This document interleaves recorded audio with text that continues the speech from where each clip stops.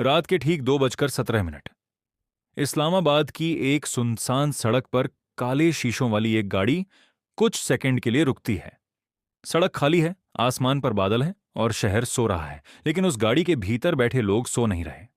उनके हाथों में एक फाइल है जिस पर लिखा है, subject Hafiz Saeed, high priority.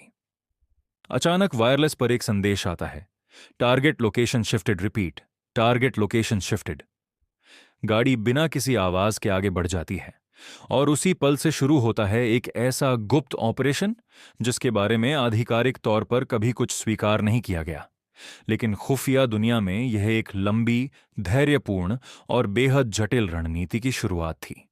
एक ऐसे व्यक्ति को ट्रैक करने की जिसका नाम 26 नवंबर 2008 के बाद पूरी दुनिया ने सुना।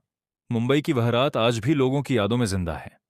समुद्र के रास्ते आए आतंकियों ने शहर को दहला दिया।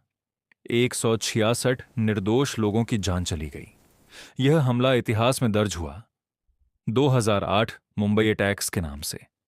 गोलियों की आवाजें, जलते होटल, रोते परिवार, और उसी के साथ एक नाम बार बार सामने आया, हफीज सईद। वह कोई अज्ञात चेहरा नहीं था, वह था लश्कर-ई-तैयबा का संस्थापक। बाद में उसने अपने संगठन को एक सामाजिक और धार्मिक संस्था के रूप में पेश किया, जमात-उद-दावा। लेकिन अंतर्राष्ट्रीय एजेंसियों और भारत के लिए यह सिर्फ नाम बदलने का खेल था। मुंबई हमलों के बाद भारत के भीतर आक्रोश था। सवाल थे, अगर दुनिया जानती है कि इस हमले के पीछे कौन है, तो फिर कार्रवाई क्यों नहीं हो रही? लेकिन खुफिया एजेंसियों की दुनिया भावनाओं से नहीं, रणनीति से चलती है। भारत की बाहरी खुफिया agency research and analysis wing ने तत्काल प्रतिक्रिया देने के बजाय एक लंबी योजना पर काम शुरू किया। लक्ष्य केवल एक व्यक्ति को पकड़ना नहीं था, लक्ष्य था उस पूरे नेटवर्क को समझना जो सीमा के उस पार बैठकर योजनाएं बना रहा था। हाफिज सईद पाकिस्तान में खुलेआम दिखाई देता था। वह भाषण देता, रैलियां करता, मीडिया में बयान देता। जब अंतर्राष्ट्रीय दबाव बढ़ता तो उसे नजरबंद कर दिया जाता। कुछ महीनों बाद अदालत से रिहाई। यह सिलसिला बार बार दोहराया गया। यहीं से असली ऑपरेशन शुरू हुआ, ट्रैकिंग। लेकिन ट्रैकिंग का मतलब सिर्फ किसी का पीछा करना नहीं होता। इसका मतलब होता है उसके संपर्कों की पहचान, उसके फंडिंग नेटवर्क को समझना, उसके डिजिटल और संचार तंत्र का विश्लेषण करना, उसके राजनीतिक और सामाजिक प्रभाव को मैप करना। यह महीनों का नहीं, सालों का काम होता है। भारत ने जल्दबाजी नहीं की, क्योंकि यह मामला सिर्फ बदले का नहीं था, यह राष्ट्रीय सुरक्षा का था। मुंबई हमलों के बाद भारत ने अंतर्राष्ट्रीय मंचों पर भी दबाव बढ़ाया। संयुक्त राष्ट्र में लंबी प्रक्रिया के बाद उसे वैश्विक आतंकवादी सूची में शामिल किया गया। यूनाइटेड नेशंस द्वारा प्रतिबंध लगाए गए, यात्रा पर रोक, संपत्तियों पर निगरानी, वित्तीय लेन देन पर नियंत्रण। अमेरिका ने उस पर इनाम घोषित किया, लेकिन जमीन पर स्थिति उतनी सरल नहीं थी। वह पाकिस्तान में मौजूद था और वहीं से अपना प्रभाव बनाए हुए था। भारत की रणनीति का अगला चरण था वित्तीय नेटवर्क की पहचान। आतंकवाद केवल विचारधारा से नहीं चलता, उसे धन की जरूरत होती है। चैरिटी के नाम पर चंदा, हवाला चैनल, विदेशी समर्थन, इन सभी रास्तों की निगरानी शुरू हुई। वर्षों तक डिजिटल इंटेलिजेंस, सिग्नल इंटरसेप्शन और मानवीय स्रोतों के जरिए उसके नेटवर्क की परतें खोली गईं। यह सब बेहद संवेदनशील था। भारत और पाकिस्तान के संबंध पहले से ही तनावपूर्ण थे। किसी भी आक्रामक कदम के बड़े परिणाम हो सकते थे।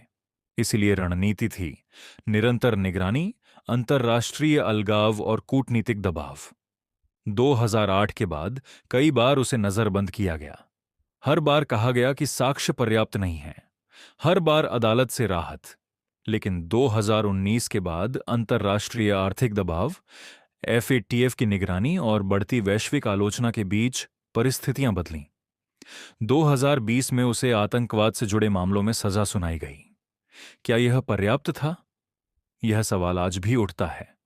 लेकिन भारत के लिए यह सिर्फ अदालत का फैसला नहीं था। असली उद्देश्य था उसके नेटवर्क को कमजोर करना, उसकी गतिविधियों को सीमित करना और यह सुनिश्चित करना कि वह भारत के खिलाफ किसी बड़े हमले की योजना न बना सके। इस पूरे ऑपरेशन में कोई फिल्मी दृश्य नहीं था, कोई आधिकारिक घोषणा नहीं, कोई प्रेस कॉन्फ्रेंस नहीं। असली लड़ाई खामोश थी। डेटा में, दस्तावेजों में, अंतर्राष्ट्रीय बैठकों में, आर्थिक प्रतिबंधों में। मुंबई हमलों के पीड़ित परिवारों के लिए यह केवल रणनीति नहीं थी, यह न्याय का प्रश्न था। हर बार जब उसका नाम खबरों में आता, दर्द फिर ताजा हो जाता। भारत की एजेंसियों के लिए यह केवल एक मिशन नहीं था, यह उस विश्वास की रक्षा थी कि देश अपने नागरिकों की सुरक्षा के लिए हर संभव प्रयास करेगा। आज वह पाकिस्तान में सजा काट रहा है, लेकिन खुफिया दुनिया में निगरानी कभी खत्म नहीं होती। नेटवर्क बदल सकते हैं, संगठन नए नाम ले सकते हैं, रणनीतियां विकसित हो सकती हैं, लेकिन सतर्कता स्थायी रहती है। उस रात 2:17 पर इस्लामाबाद की सड़क पर खड़ी वह गाड़ी शायद किसी को दिखाई नहीं दी होगी, लेकिन ऐसे हजारों पल होते हैं जब फैसले लिए जाते हैं, जब सूचनाएं इकट्ठी की जाती हैं, जब रणनीतियां बनाई जाती हैं और दुनिया को पता भी नहीं चलता। ये कहानी किसी एक रात की नहीं थी, यह एक दशक से अधिक समय तक चलने वाली रणनीति की कहानी थी। यह कहानी बताती है कि आधुनिक युद्ध सिर्फ सीमा पर नहीं लड़े जाते, वे लड़े जाते हैं जानकारी के जरिए, कूटनीति के जरिए, आर्थिक दबाव के जरिए और सबसे बढ़कर धैर्य के जरिए। और खुफिया दुनिया की सबसे बड़ी ताकत यही है, चुप्पी। उस चुप्पी में छिपी होती है एक राष्ट्र की